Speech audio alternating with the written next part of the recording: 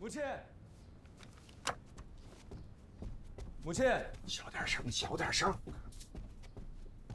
不知道你母亲听不得高声叫喊吗？什么事儿啊？这么高兴？先皇继位，加开恩科，我不用再等1年，开春便能再考了。好，好。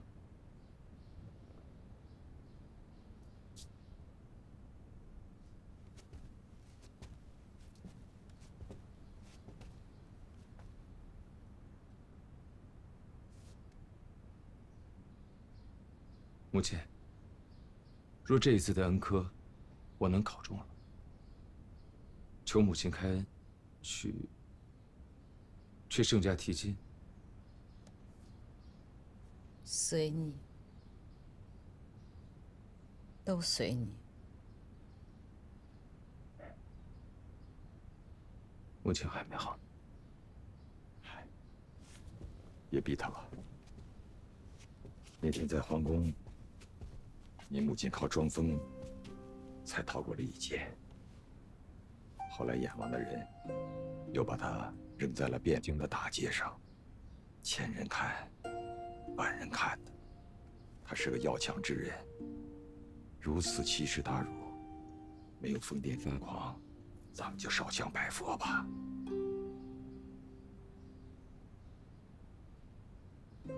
父亲，那我的婚事啊，依你，如果早依了你去盛家提亲，也不会有后边这么多事儿了。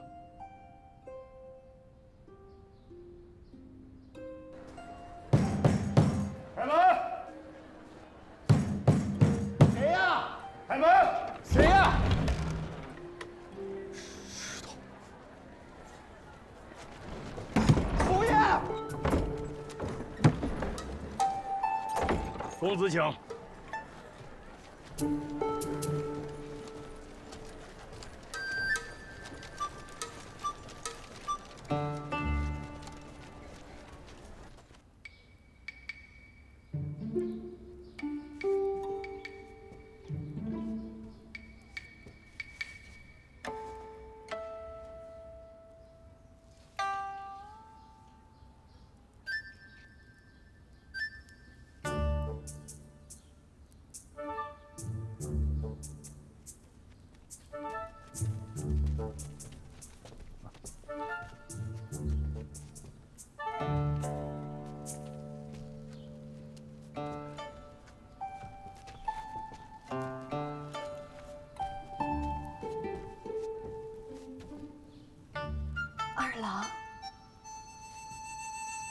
二郎，让大娘子失望了吧？我好好的回来了，比以前还好。你离家出走，把我们一家人都急坏了。也不知道你在外头受了什么罪，吃了多少苦，这整个人都瘦了一圈了呀。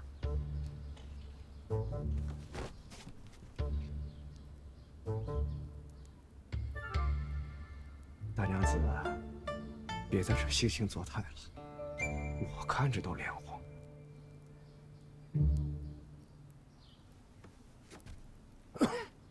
大哥哥，大哥哥来了。多日不见，难道你不想同我说几句吗？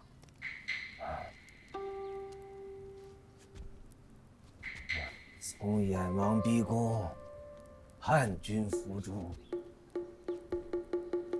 到现在新皇登基，足足半个月过去了，你愣是没有透出一丝消息，让我们知道你不但回来了，还加官进爵，做了禁军头领，就是为了今日跑到这里来，出其不意，在我们面前耀武扬威。哎，明明是你们闭门龟缩，明哲保身，不想打听外面的事儿，也不想参与党争，却说我处心积虑，一派小人的做法。哎呀，看来大哥哥这害弟弟的本事，非但没有退步，反而是更上一层楼啊！二郎啊，你莫说笑了，好容易回来了，那就别走了。今晚我们给二郎接风洗尘。快来人，去把三哥给我找回来，还有4房5房，叫他们吃团圆饭。是。不必麻烦了，你们找不着三郎了。不知道吗？昨日夜里，千春楼抓了一帮在那饮酒作乐的公子。国丧期间呢，大娘子，三郎也在其中。难道你们不知道三郎昨天晚上溜出去吃花酒了吗？这在国丧期间吃花酒，那是重罪呀！你能将三郎救出来吗？国丧期间违反礼制，你说呢？那你来这儿说这些干什么？故意瞧我们的笑话，瞧顾家的笑话，你就这么问心无愧？那爹尸骨未寒的时候，你们惺惺作态，谎话连篇，你们不也问心无愧吗？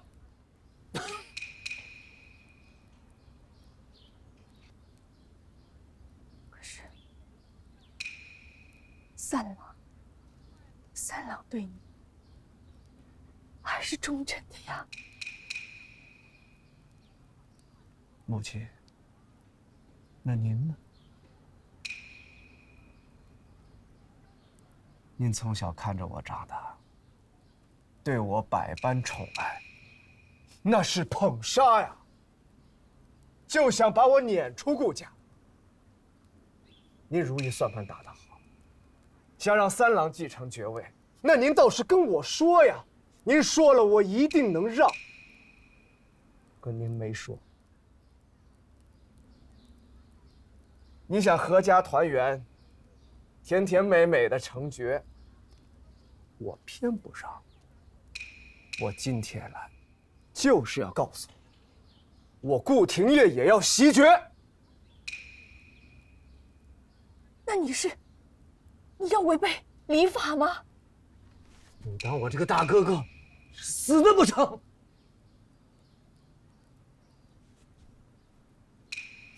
大哥哥，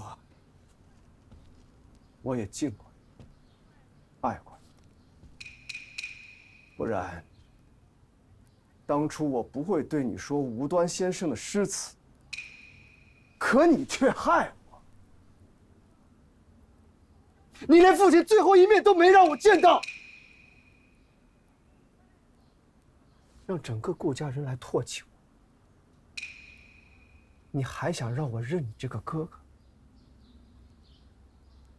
做梦吧！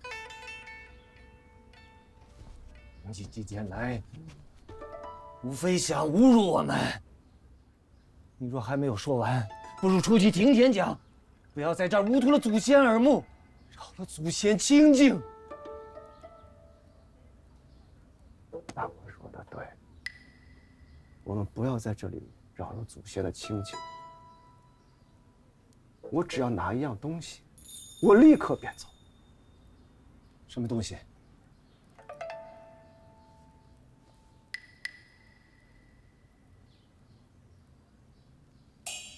那是天子恩赐的东西，怎能让你拿走？那是天子恩赐给我的，我为什么不能拿走？我若不给呢？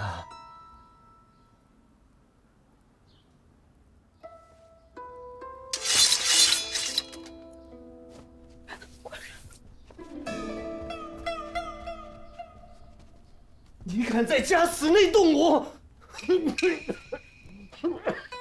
战场上，刀光血影，什么鬼没见过，什么人我没杀过。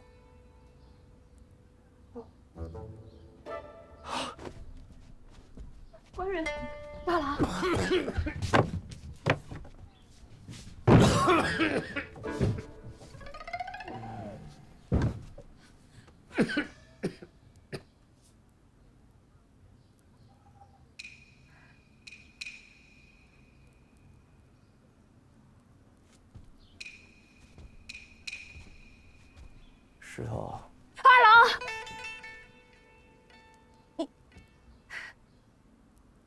你要，你就拿去吧。母亲，大郎，这可不能在宗祠内动武啊！可是，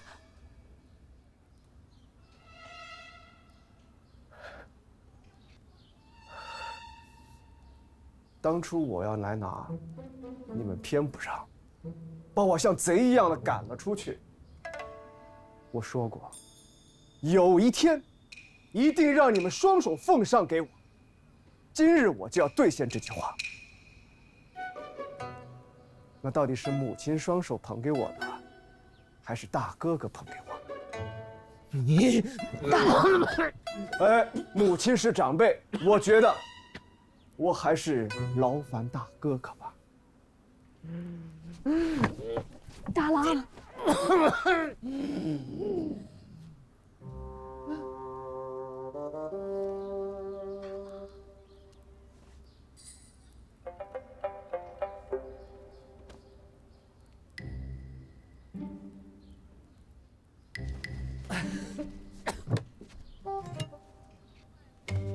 大郎，你是家中顶梁，又是侯府宗祠，还是我来吧。母亲，我来吧。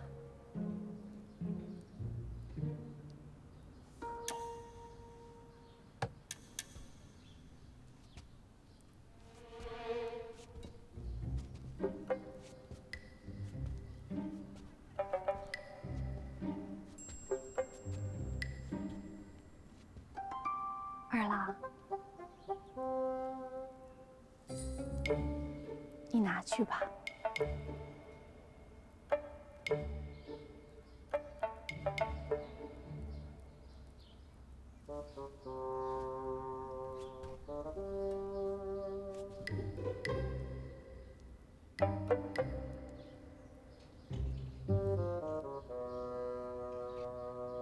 你们戏演得如此之好，不去唱南曲儿真是可惜喽。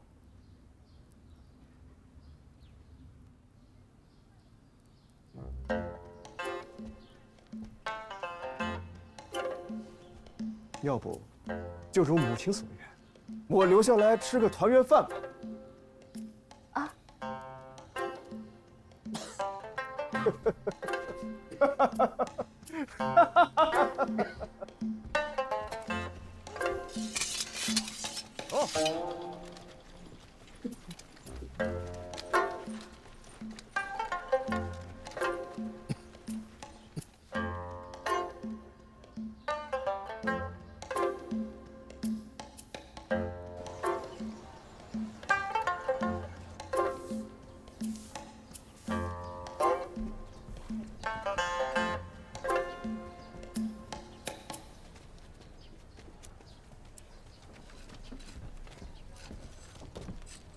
哦，哎呦，去，就你这院子啊，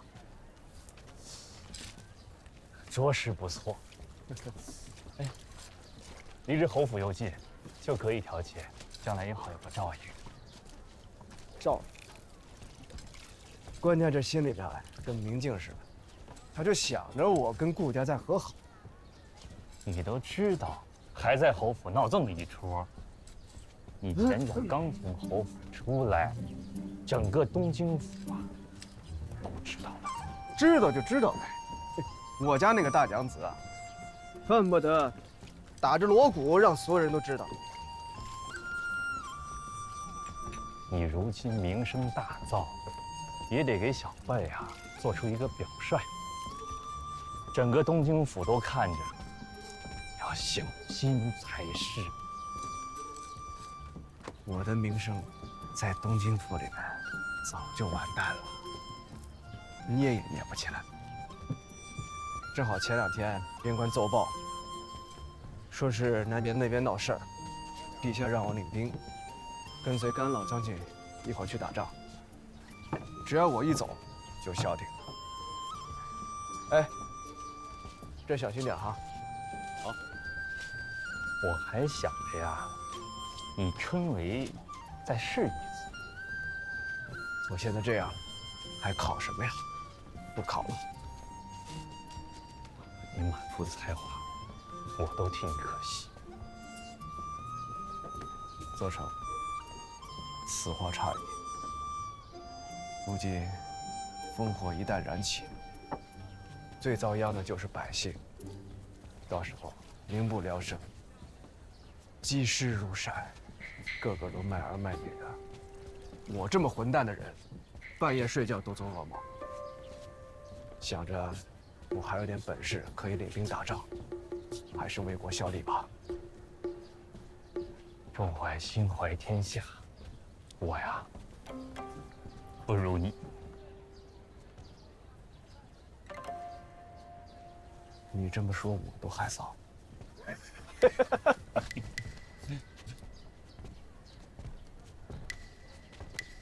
这边公子啊！哎呦，哎，公子慢着点。急什么？你看，啊，刚才外面又来了一位，塞了好多帖子给我，都是想亲自上门拜访指挥使大人，轰都轰不走。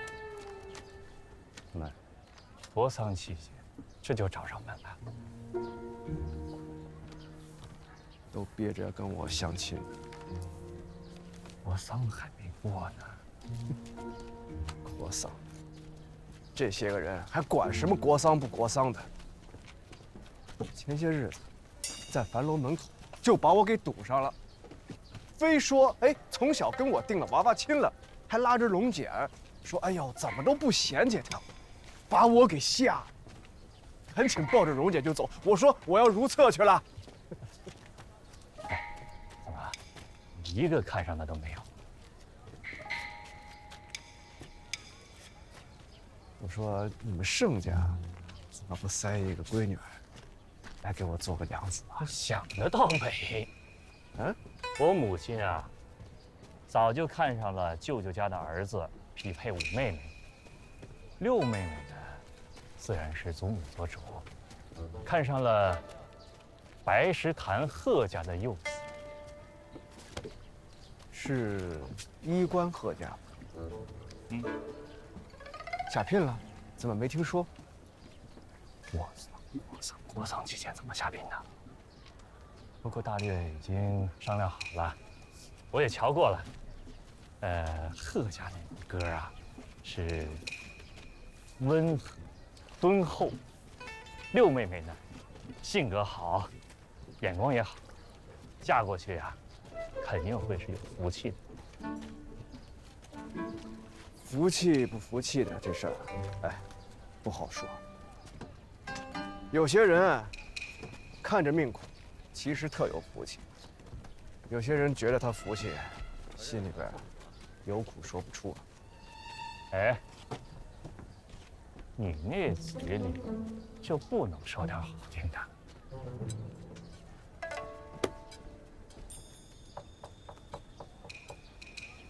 人呢？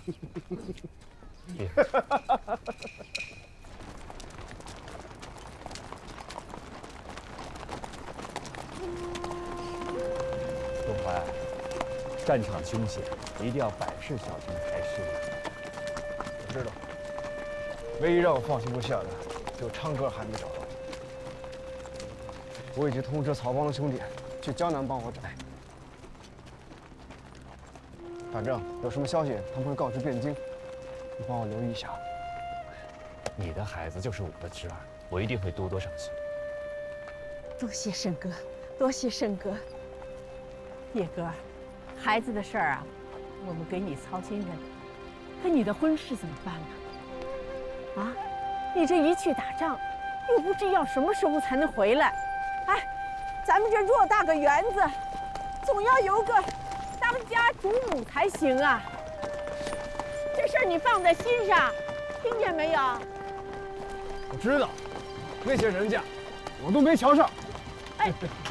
公子，公子，莫非你心里有心上人了？回吧，回吧啊！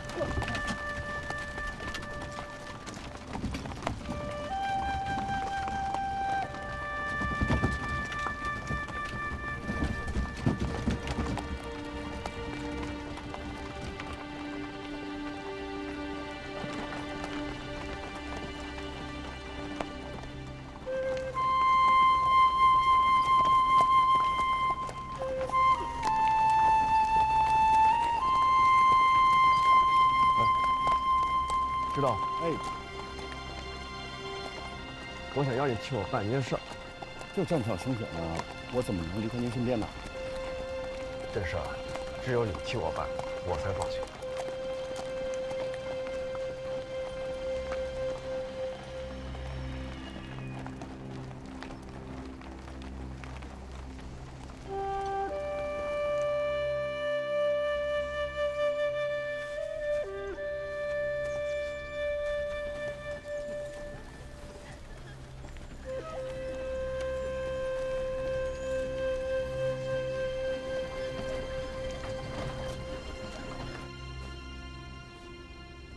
姑娘，今年桂花收的真好，风干之后还剩这么多，比外头卖的都洁净呢。真的。那正好腌煎了，小桃最爱吃了。哎呀，姑娘，说的好像你不吃一样。我们觉得日子过得飞快，姑娘说不定觉得度日如年呢。她只盼着国丧赶快过去，贺家好上门呢。死丫头，别发霉规矩，胡说什么呢？叫人听见笑话死咱们姑娘。哎呀，这婚事本就是那层窗户纸早就捅破了，只剩下聘你这么个过场，姑娘也别太糟了。就是，瞧这鸳鸯戏水，百蝶窗花，绣的可都是夫妻和美的图样子。不绣这个绣什么呢？难不成要我绣清蒸石鱼、玫瑰酥饼？你倒是高兴了，我怕是要被打出去了。问六姑娘庄安，贺公子来了，在老太太那边等吃饭呢。老太太说身子疲乏了，叫姑娘过去陪着说2句话。好，我知道了。可不是说曹操，曹操就到了，我也不好违背天意了。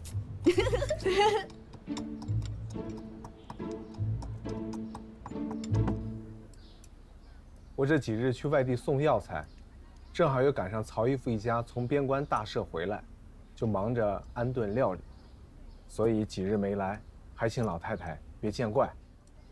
好生意是正经事，给亲戚帮忙也是应该的。红哥不必自责。也不是自责，只是探望老太太心切。你看这孩子嘴甜的。就是。天气渐凉，妹妹早晚去给老太太请安，要加件衣服，饮食上切莫贪凉，天气冷了要额外注意。你还不如就直接说叫我莫要贪嘴。能吃是福，身子才会健健康康的。母亲这次从老家回来，带了不少好吃的，我都给你，给老太太拿了一份。你母亲身子不好，一路车马劳顿的进京来，实在是辛苦了。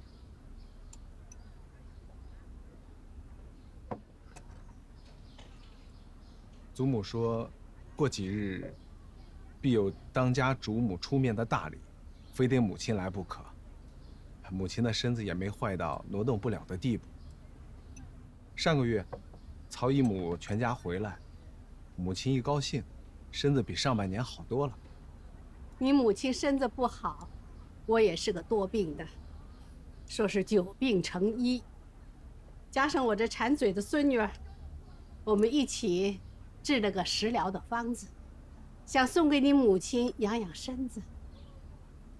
你们是世代医家，我们是班门弄斧，你们祖孙2个可不要笑话我们祖孙2个才好。洪文只有感激老太太，感激六姑娘的份儿，万万不敢托大。坐。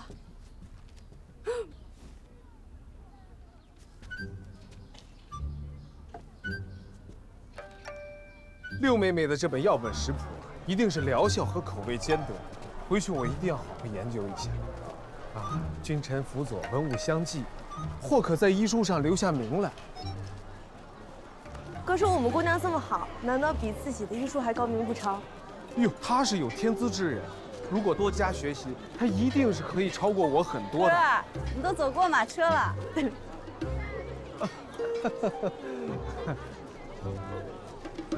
那哥儿慢走啊！老太太等哥儿下次来，再聊聊这食谱的功效如何？一定一定早来。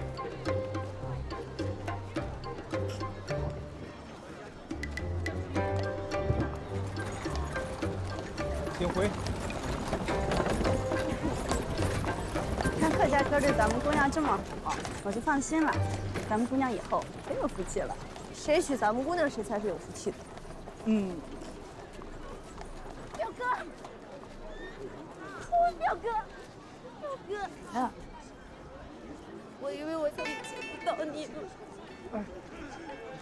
表哥，不，有事我们回家说啊。这里人来人往的，不好说。我有许多话，我不敢人听，我不能让这二个人知道，我都会叫一头撞死。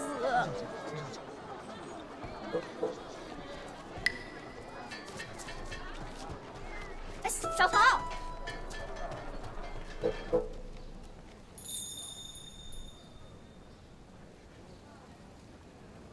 听说表哥要成婚了，是吗？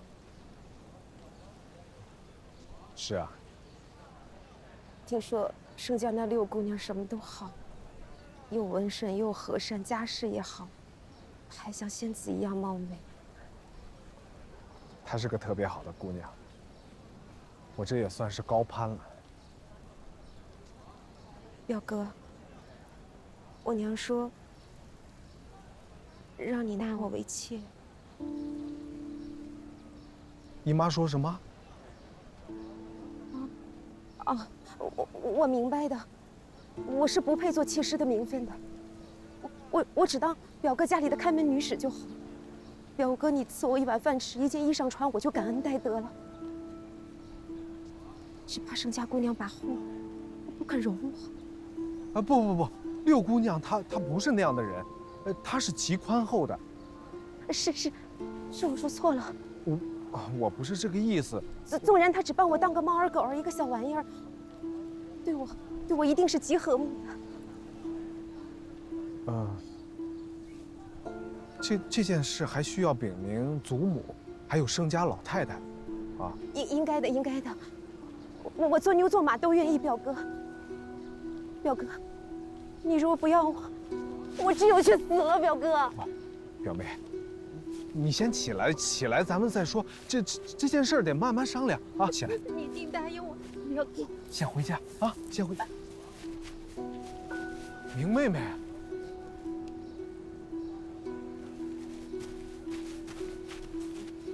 你怎么来了？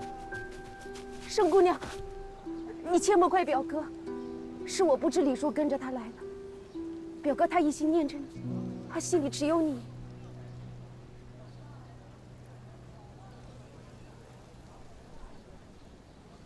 你一个未出嫁的姑娘家，出言要谨慎，不可妄言，免得给旁人无缘无故的惹出麻烦来。现在你先起来说。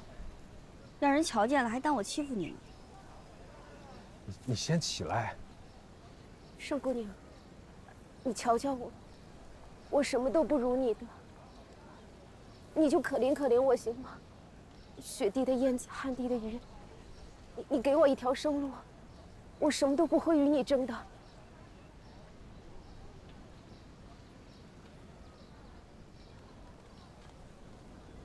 你看我都这个样子。我什么都争不过你的。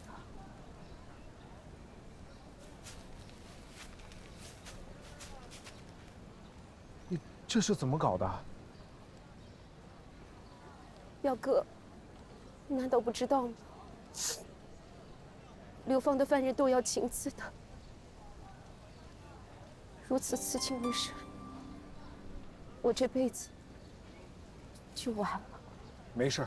我回去好好给你研制一副药出来，一定会给你去掉它。盛姑娘，你锦衣玉食，我只是个可怜的人。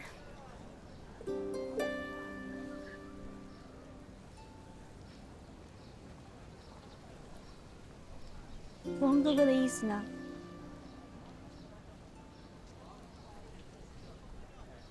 在外院，让她在外院做一个管事的女使。不成。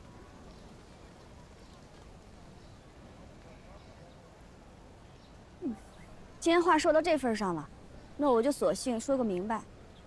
曹姑娘，你不是一般买来的人，你是与洪恩哥哥从小青梅竹马的表妹，你在他心里始终有一席之地。我要嫁的郎君，若心里最要紧的不是我，那我宁肯一辈子不嫁，我也不吞这碗家生的饭。在我心里，你是最要紧的人。是吗？那莫非要照顾他，只有纳了他这一个法子？你给他找个好的人家嫁了，给他备份好的嫁妆，给他在夫家撑腰，这样都不行吗？哎，哦，洪文哥哥，不是我逼你。这些年来，贺老夫人与我家注意颇多，你也待我很好。你若是与曹家表妹真有情，我绝不怨你。可若是要我与曹家姑娘共侍一夫，这我不能答应。有我便不能有她，让她做妾、做偏房、做女使、搓使丫鬟，都不行。好，好，我一定给他找一个好人家。表哥，你这是要我去死吗？我这样的脸，谁能容我一辈子？谁愿意娶我纳我？我就算是我去做下人、女使、婆子，都会被主君嫌弃的。我连去厨房烧火的资格都没有啊，表哥。我只有死路一条。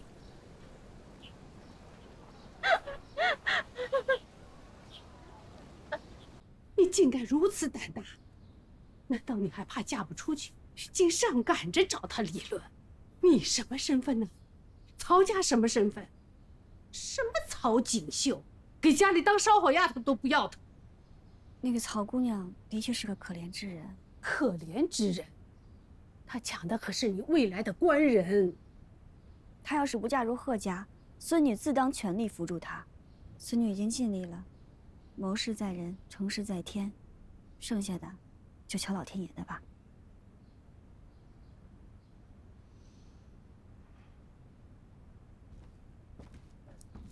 你既已拿定了主意，这也好。这贺家也着实不知好歹，怎么做出这种事来？这些年来，祖母您为孙女的婚事遍寻了多少人家，选来选去，最终还是觉得洪恩哥哥好。因为你也知道，他是个品行端方的君子，与人相守，最终依靠的还是那最低处。最低处？是，品性的最低处。舒兰姐姐家的孙秀才，品性最低是无耻。洪文哥哥的最低处，至多不过是那心软。与人相守几十年，终究还是要看看最低处的那儿，能不能忍得下去。你是真长大了。那接下来呢？就巴巴的等着。孙女今天可是说了大大的狠话。哎呀，若是他们贺家有意，咱们就便等上几日。咱们就等上10日吧。10日之后，若还是没有收到讯息，祖母您再替我另选人家。这世上的确不止他一家有儿郎。今天啊，怨不得老太太着急上火。姑娘是大家闺秀，等一等就是了。贺家总也会交代的。你也是，你素来是个稳重的，怎么这次急匆匆的撺掇姑娘出面？我不是生气着急吗？姑娘，我错了。错什么？就这么等，等到何时？难不成等到祖母自己去问，那曹家姑娘什么时候进门？或是等我进门了，那曹家再一把鼻涕一把泪的逼着我那曹家姑娘进门？那我还不如现在发作的好。那如今贺家便是答应了，回头反悔了怎么办？自是有法子的。李姑娘也不是人人揉搓的面团儿，我有慈心眷顾的祖母，有仕途顺遂的父兄，还有嫁入高门的姐姐。有这么硬的靠山，不会被欺负的。姑娘，可是你别忘了林小娘，她当初就是这么可怜兮兮的，说自己走投无路，这才进了咱们家的门的。林小娘，她只不过是披着羊皮的恶狼，她那些招数，只要都了解了，一切都可以迎刃而解。倒是那个曹姑娘，是没有指望的。我看她看贺家哥哥的眼神，就像是地狱里的鬼魂仰望人间。看来是真的了。那姑娘这是心软了？心不心软的，还是要看贺家哥哥怎么选。我看那贺哥是一明白人，他总不会舍弃我们家姑娘去选那曹锦绣吧？不管贺家哥哥选谁，我都是没有怨言。他如果真选了曹家姑娘，我反倒会敬佩他。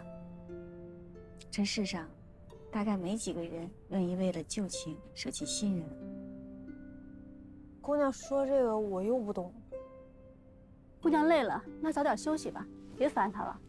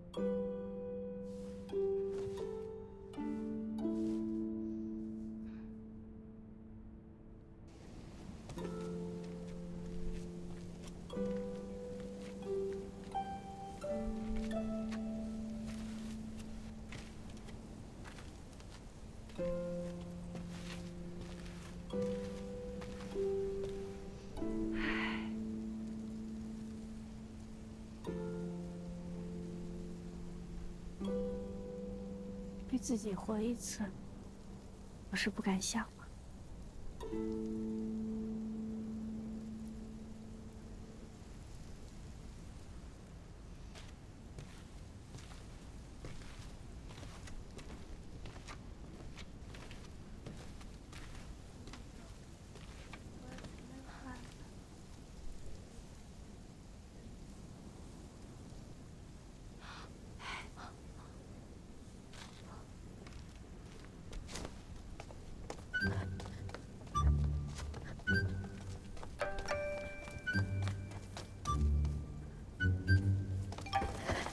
站住！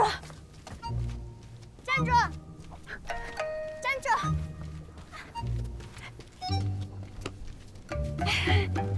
吴姐姐，你在这干嘛呀？我吃多了，撑到了，我来消消食。啊，是吗？嗯。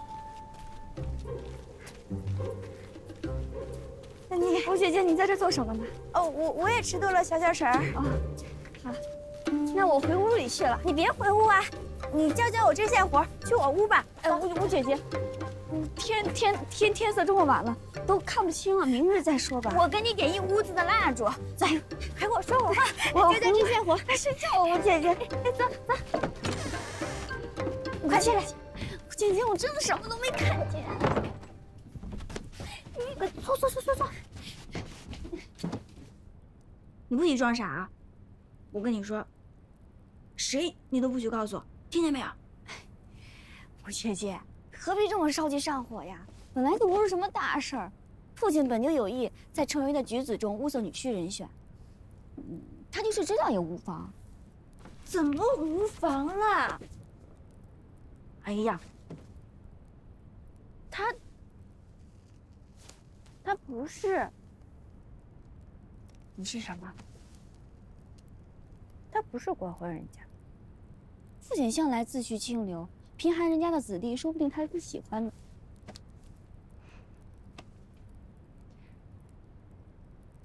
他是文彦静。谁？文言镜。啊？那不是四姐姐的？他无耻，失了四姐姐的姻缘就来纠缠你，你说什么呢？靖哥哥可是个实打实的正人君子，况且他先瞧见我的。当时爹爹要给四姐姐选女婿，挑中了他，特意叫他到家里来喝茶的。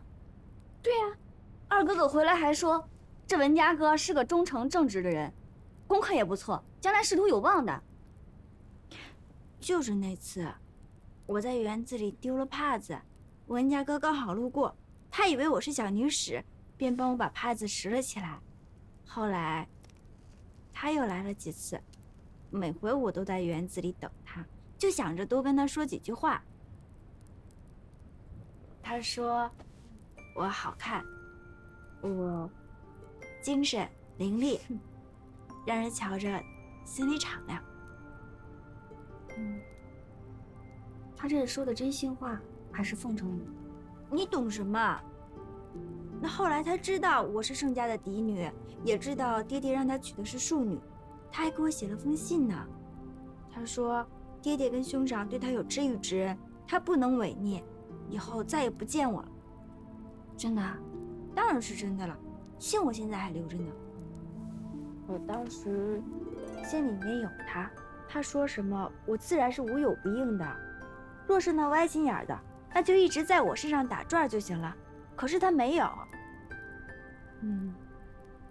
那他还算是个正直的人。那信呢？信呢？快把信烧了。我才舍不得呢，我还想留一辈子。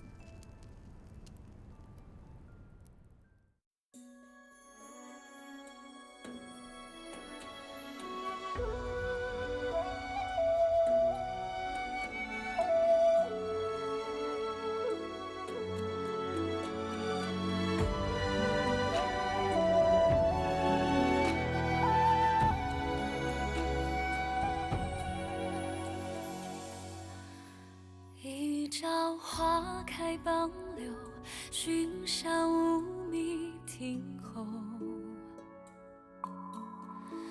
纵饮朝霞半日晖，风雨捉不透。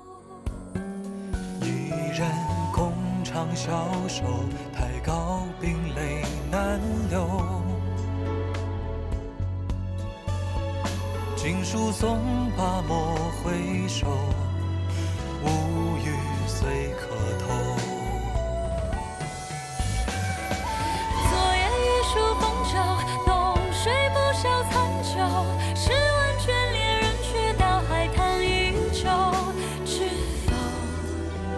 知否？应是绿肥红瘦。昨夜玉树风骤，浓水不消残酒。试问卷帘人，却道海棠依旧。知否？知否？应是绿肥红瘦。知否？知否？应是绿肥